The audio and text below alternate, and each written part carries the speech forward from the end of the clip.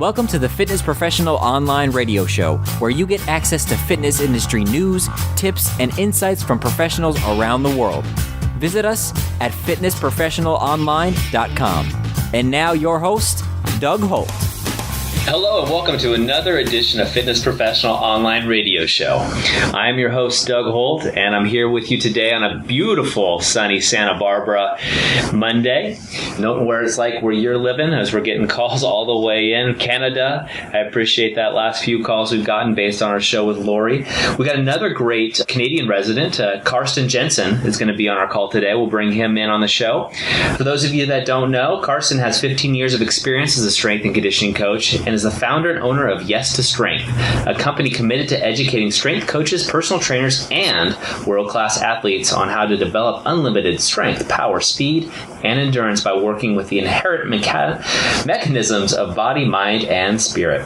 He is the creator of the flexible periodization method, which I've read and I highly recommend everybody going out and checking out, and has worked with Olympic, world-class, and international level athletes from 21 sports over the last 2 decades. He is the first strength coach to create complete systems of periodization. I want to thank all of you that have been sending in those emails and leaving the voice messages on our line. It's been great to get your feedback and words of encouragement. I also always appreciate your feedback on how we're doing for fitnessprofessionalonline.com and how I'm doing myself on this radio show. Hopefully I'm getting a little better over time. It's definitely not my forte, as I've been in the strength and conditioning world for, almost 2 decades now. Recording isn't my thing, but I do appreciate that feedback, and I always take it into consideration. If there's anything we can do for you, let us know. But I don't want to waste your time. I really am excited about having Karsten in. He's one of those guys that you can talk to for days. So I want to get to the information, get to Karsten. Let's bring him onto the show. Hi, Karsten. Thank you so much for being with us today. Hey, really appreciate it. Hey, Doug. Thank you. So we were talking offline briefly about a few things, and tell me a little bit about, obviously you've got over 15 years of experience, and most people probably know of you from your Yes to Strength, but you started out actually working with trained Olympic athletes. Can you tell us a little bit more about that? Yeah, I can. That was mainly in the Danish sports system from 99 to 2007. And I was fortunate enough to work with Olympic athletes from 14 different sports in the Danish sports system. What was really cool about it was that I was hired to do individualized training programs. So I had the luxury, so to speak, to invest a lot of time in each athlete in a very small group, and that taught me a lot. Oh, I bet. Absolutely. Is that kind of so going from that experience of working in that system, how'd you get from there, which is, I'm guessing, probably, close to 15 years ago, to where you are today? No, what happened was that in 2005, okay, I went to the Swiss conference by pure accident, so to speak, the Swiss conference outside Toronto. Paul Check, which you probably know of, he came to Denmark twice a year from 2001 to 2007. And he did his workshops in the facility that I worked in that was run by the Danish sports system.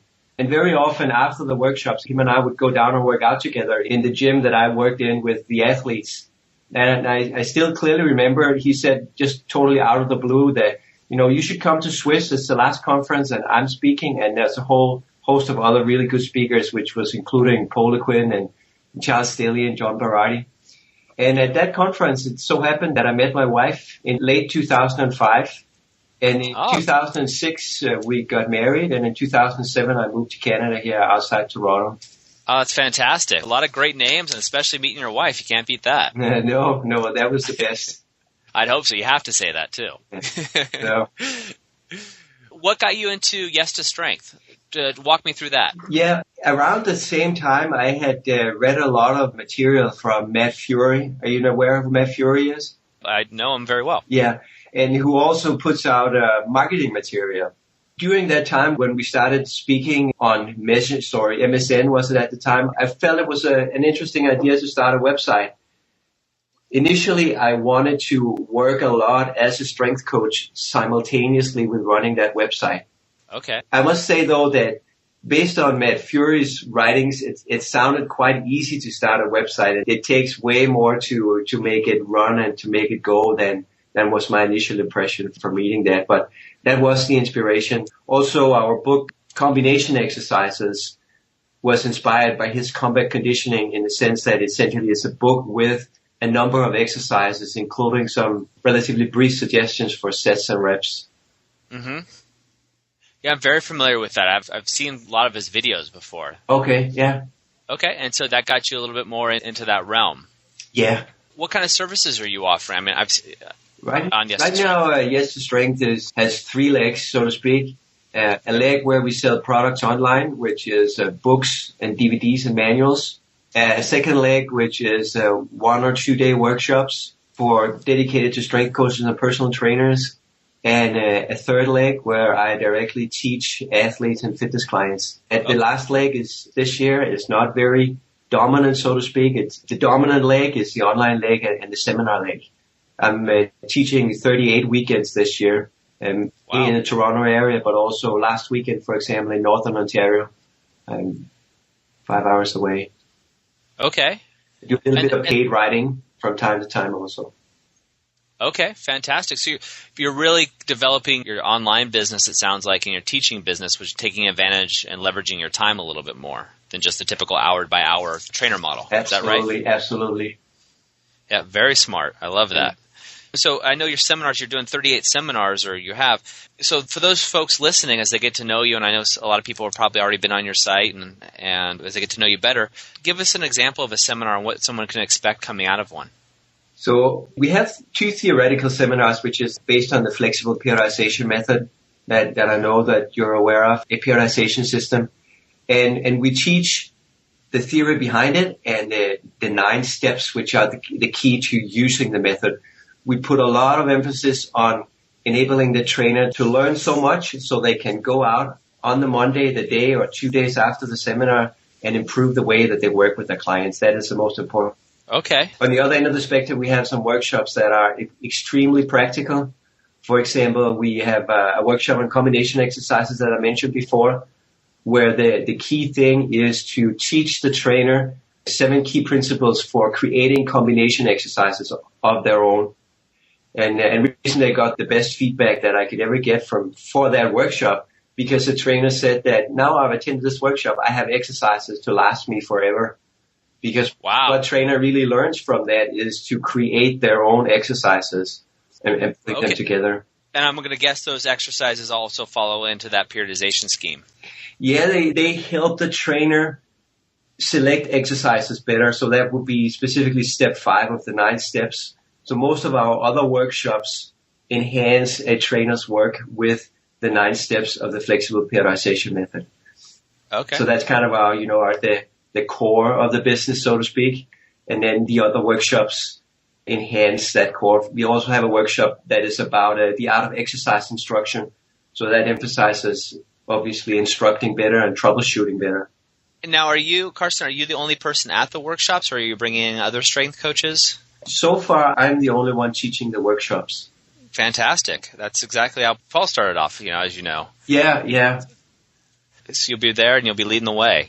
Absolutely, yeah. And I know you wrote a large book, 400 pages, as I understand, on the flexible periodization method. Yeah. And that's available on your website. You did have one that our staff pulled up right away and brought to our attention, and I got to let our listeners know this, but one of your other ebooks is titled Best Butt on the Beach.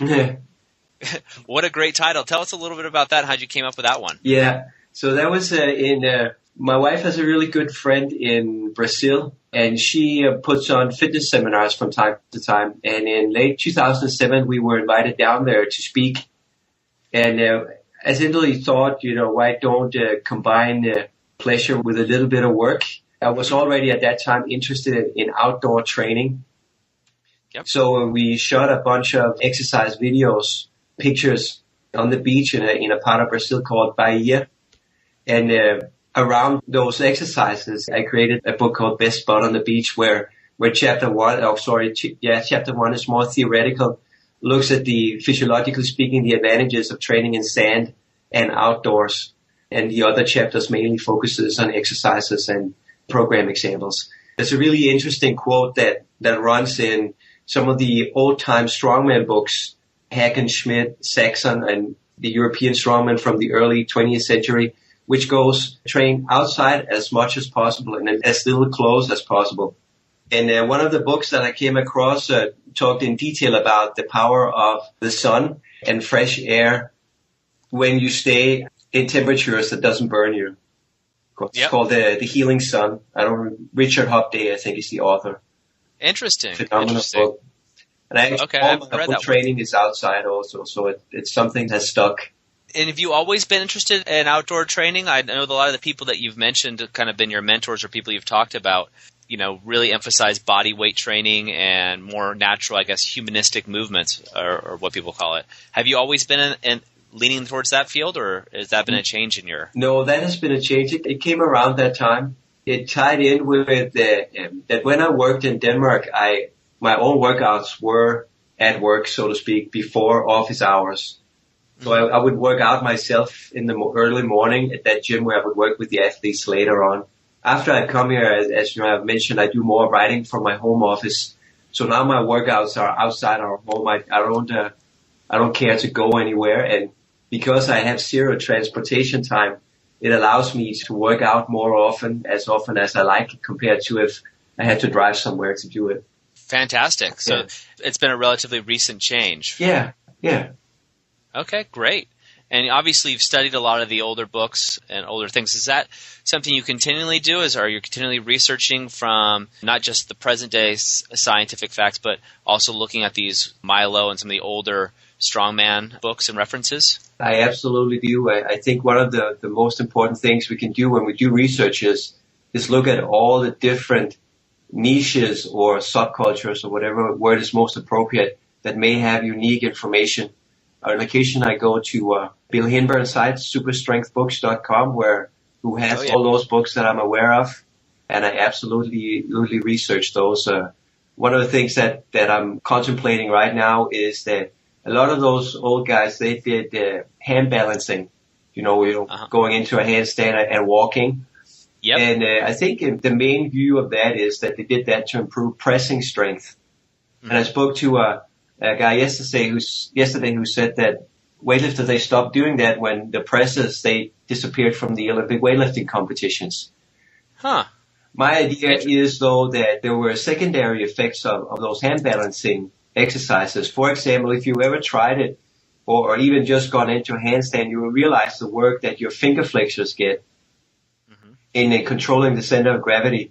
Next, we know that low level of impact is a stimulus for bone growth, so it could possibly affect the bone strength of the forearms and the upper arms. Also, injury prevention for the shoulder joint, and reverse loading of the low back, and an unloading of the lower internal organs, improving the blood flow to that area. By the same token as, which is the benefits of the inverted postures in yoga, improves blood flow to some of the internal organs. So I think there's a host of benefit to hand balancing that may have been forgotten. Absolutely. I can attest to a lot of our clients, and I mean people, capoeira practitioners often talk about a lot of those, with breathing and also shoulder stabilization being a lot of the benefits coming from that. Obviously, you're very well read and you read a lot, and a lot of the listeners that are actually, at least, that are contacting us via email are talking about, well, where do I get started? What's the first? There's so much out there. Are there any cues that you would say someone just entering the field of exercise science or personal training, where should they start their education process in your eyes? A specific book? A couple books that you might want. You throw out there, courses, things along that nature. Where would you recommend? I would have to say that I have learned tremendously from the programs put out by the Czech Institute. They have served me very, very well for the duration since I started taking them.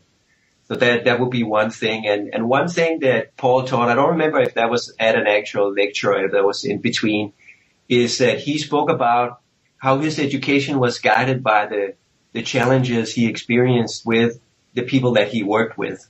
So a story he often tells was that how he was allowed to train on himself if he would train the other personnel at, I believe it was Fort Bragg he was in. So that when someone showed up with a specific problem, he would research that problem. So he would, experience the issue first, and then he would do research and essentially making sure that whatever he learned, he would use it right away. So it would be very targeted to his daily practice. I think it's a very important concept And one of the things I teach a lot is the process of creating the programs, that stepwise process. And I very often encourage trainers to be strongly aware of what questions they can't answer as they go through that process. And when they realize there's something they can't answer, take the time to define a specific question that they then subsequently can do research on, as opposed to staying in a confused state and not really being sure. Can you give us an example of that? For example, we've spoken about exercises. And one of my earliest memories with program design was that I had created, based on Tudor Bombers books, one of those big yearly templates. And I remember sitting looking at the blank template, wondering what exercises to put in there. And it very quickly occurred to me that unless I learned and or developed some specific principles for choosing exercises in relation to clients' goals, then every time would be like starting all over. Yep. That's why I started researching principles of exercise selection, for example, which is what I'm now putting into the book called Beyond Functional Training that's on the blog, that's on your website. That would be one example of that. Anthony Robbins, for example, also in Awaken the Giant Within, talks about the power of questions. And if you read another of my favorite authors, a guy called Bruce Lipton with Biology of Belief, when you read through his books, you will see that almost every chapter begins with a question. So he essentially shows the reader how he thinks, and then the next chapter will answer his question. Interesting. I haven't read any of his work before. No, if enough personal trainers read it, it would be a strength coach. It would be groundbreaking for our field of work.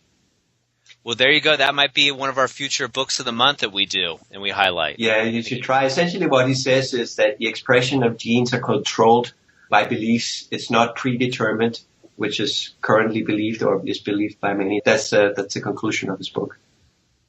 Interesting. I like that. Now, and you mentioned Anthony Robbins, and it seems like one of the prevailing factors for a lot of the very successful people in the industry, but especially in our industry, tend to do a lot of not only business development, but also interpersonal or just personal development. Is that a path you've taken on yourself as well? Absolutely, and that's a much longer path than my training. It began with, I played tennis when I was a teenager competitively in Denmark, and I got to be nationally ranked. And I had a very progressive tennis coach who gave me a tape back then, that's how old I am, on mental training, created by Bjorn Borg, the Swedish player who was like the best in the world in the 70s and the 80s. And that was my first exposure to mental training, really. And I used it on several occasions when I was a competitive tennis player to get to my best game that I could possibly reach, both as far as relaxation and also visualization. And Fantastic. I continue to read, and I continuously read self-development books ever since. What are you reading now? Right now, I am reading a book by a guy called Neville. It's about the power of awareness. It's a spiritual book. It talks about, essentially, it relates to the power of intent also. You can say if you don't believe what he says, it will not make any sense. And that's why I will mention another book, which was the book I read before. It's called The Intention Experiment by Lynn McTaggart. And that essentially is a literature review of all the scientific experiments that are done on the power of intention. It proves that we can affect the physical world using intent and visualization. And it gives you, the last chapter is all the specific guidelines for doing that. That's great. Have you read The Power of Intention by Dr. Wayne Dyer? I have. Same genre? Yeah. See, fantastic. Yeah. And then I have read a lot of his books also. For anyone who likes Wayne Dyer and maybe have only read his books but not his audios, his books are great, but he is out of this world when he does the live recordings of him. That is very, very, very, very good. I really like those. I agree. I couldn't agree with you more. And it's interesting when you talk about the attention experience, about having the research in there, and your experience with cassette tapes, which I used to have too. So I'm with you on that reminiscing. But it's just like exercise science, so to speak, or I think it was Boyle who said it's exercise history almost, because the people in the trenches have figured it out long before science can prove it. They know it works. And that's the same with this personal development, power of intention. There's a lot of people that have proven it works long before science comes along to use that method. Yeah, absolutely.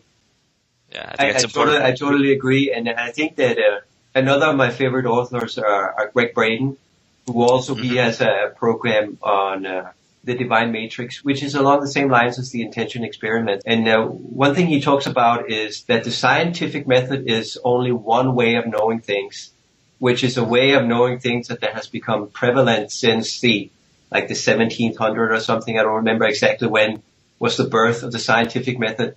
But before then, we were still knowing things in different ways. For example, through experience and, for example, through intuition and through knowledge. I think it's important to recognize this simply as different ways of knowing things.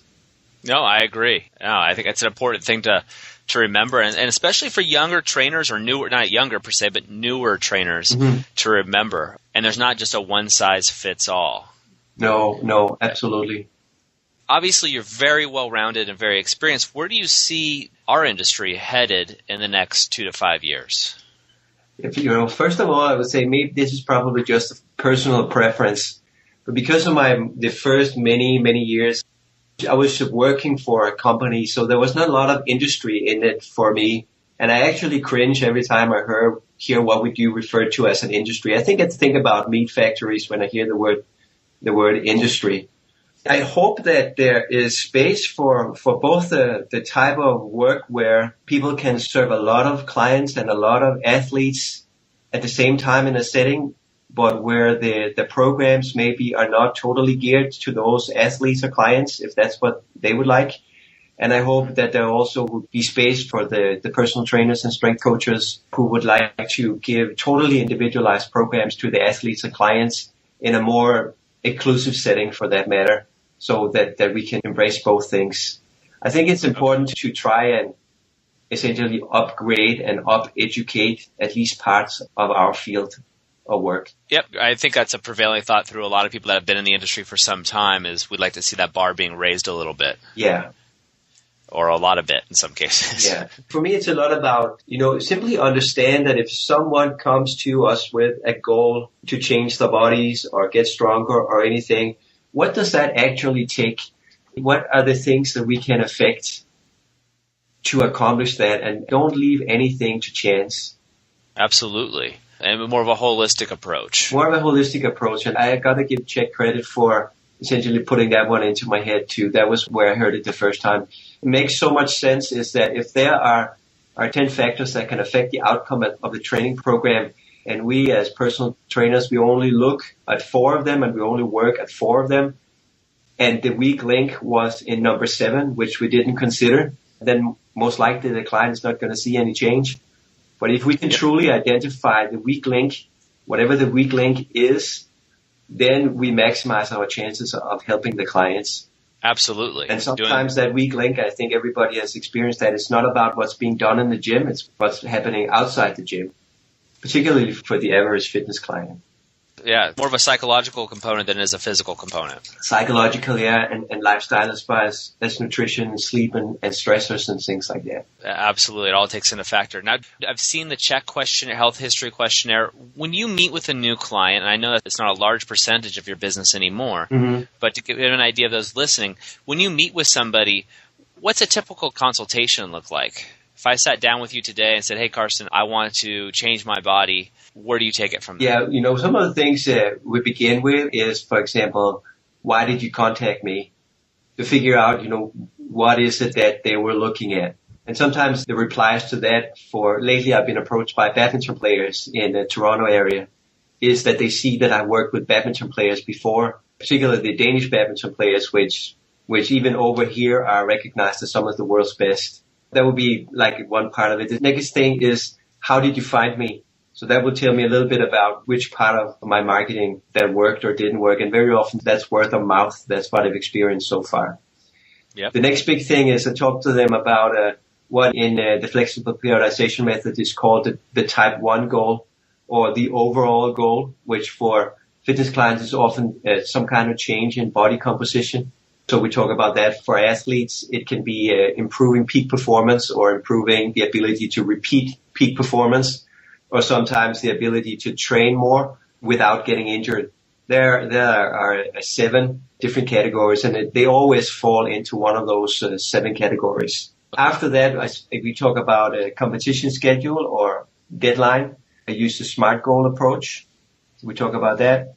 I have, before the meeting, they have filled out a form about previous training experience, something that I emphasize a lot. So, for example, give me an example, and let's just say they have phenomenal experience with the deadlift. If the deadlift is still a good exercise for them, I would include that in the program, because then I know that they can do it and they believe it's an effective exercise. So build on a previous success. On the other hand, if let's say they had bad experience with the bench press, let's say their shoulder get injured or they just don't like it. If the bench press is not a necessary exercise, I may stay away from it if I can do something else. If it is a necessary exercise, I may refer them out to have that shoulder looked at, or I will look at their technique. Maybe they didn't have proper technique. So the point of training experience, we speak about the current schedule, so how often and how long can they train, and sometimes that's very set from their perspective, 2 times a week, 3 times a week. Other times it can become a negotiation, so they have certain ideas, but they'll ask me, how often should I train? And then we as a trainer, we should be able to give them the ideal amount of training. Lastly, I will recommend assessments. So based on the goal which they have given me on a form, I have created a list of all the factors that can affect the outcome. That's referred to in the flexible periodization method also as the list. That is also inspired from Czech, which I think he got it from Chinese medicine, where they called it surrounding the dragon. So it's doing everything that can be done. I will look through that list and see which of the items that I have information from the initial forms, and I will make an evaluation of which assessments I need to do to get information about the other items. And if it's assessments that I can perform, I will schedule a time to do them. If it's assessments that I have to refer out, ideally I will suggest that the client or athletes go see a qualified professional for that. That's roughly speaking it. It's a very, very comprehensive approach in general. The end result is that I'm very confident that the client ends with the right training program, and the client always experiences that the training program really fits their needs. I'll give you one recent example of it with that badminton player, where him and his coach said that he had problems hitting the ball high enough. You're supposed to kind of reach upward and hit it like you would in a tennis serve. And they had worked a lot with it in technical practice, but nothing seemed to help. When I did the flexibility assessment of him, he had limited range of motion in shoulder flexion, probably the greatest limitation I have ever seen in that movement. And as soon as that started to get better, he was also able to hit the ball higher. I think a good example of identifying what was really the weak link. Absolutely. Looking at the whole picture again, bringing it all back to that. Yeah, exactly. It's so fundamental. Definitely is. Well, Karsten, I really appreciate, I don't want to take too much of your time because I know how much busy you are. No, I'm enjoying our conversation, Doug. Okay, great. Well, I always want to keep you going. Where can people find you? If they want to get a hold of you, Karsten, where should they go? That's our website, www.yes2strength.com. Okay, and then how about if someone wants to email you, can they email you through that site for follow-up questions? Yeah, there's contact information at the bottom of the website. Okay. So they can email me that way. And they can also find you through the Fitness Professional Online article that you wrote. It's a fantastic article, by the way. I really enjoyed reading that, so did everybody else here. Thank you. Going through that as well. We're out of time, Karsten. I'd love to have you back on if we can get you back on the show, because I think there's so much more to talk about with you. You're such a well-rounded individual, and you're doing so many positive things in the industry. Can we get you back in a couple months here and follow up? Absolutely, Doug. I'm honored to be on the show, and I'm honored that our blogs are on your website. Yeah, and it's fantastic working with you.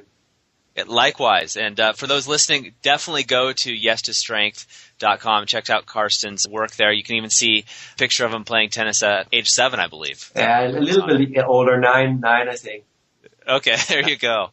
Back when I had hair. And I think some of us, we're in Santa Barbara right by the ocean. I think some people are going to pick up that book on the sand train that you have on there too. That would be awesome. So, yeah, that's really some good exercises in there, and sand is very interesting from a lot of perspectives, I think. Absolutely. I agree. We train a couple people out there. Well, again, Karsten, I can't thank you enough for taking time out of your day. Thank you so much for being here, and we'll get you back on shortly. And for those listening, if you have questions for Karsten, if you want to email him directly, or you can shoot us on our hotline, as always, and we'll get those answered for you when we have him back on the show. Thank you, Doug. It was a pleasure speaking with you. Karsten never fails to deliver. Thanks again, Karsten. I know you had a busy schedule, so I appreciate you being on the show with us today. For all of us here at Fitness Professional Online Radio Show, that's a wrap. Hope you and your family have a great week. Take care. Thank you for listening to the Fitness Professional Online Radio Show. You can share your thoughts and join the discussion on this episode by going to our website or on facebook.com/fitproonline. Let us know what you'd like to hear on future shows. And please feel free to contact us via email or give us a call at 805-500-6893. We look forward to hearing from you.